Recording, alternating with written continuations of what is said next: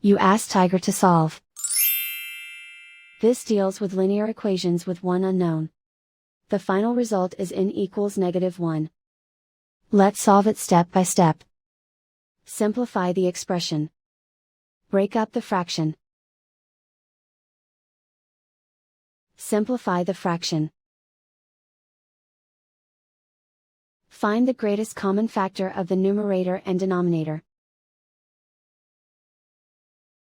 Factor out and cancel the greatest common factor. Group all n terms on the left side of the equation. Subtract 5n from both sides. Group like terms. Simplify the arithmetic. Group like terms. Simplify the arithmetic. Group all constants on the right side of the equation. Add 2 to both sides. Simplify the arithmetic.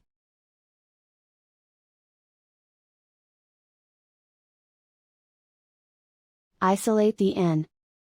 Divide both sides by -4. Cancel out the negatives. Simplify the fraction. Move the negative sign from the denominator to the numerator.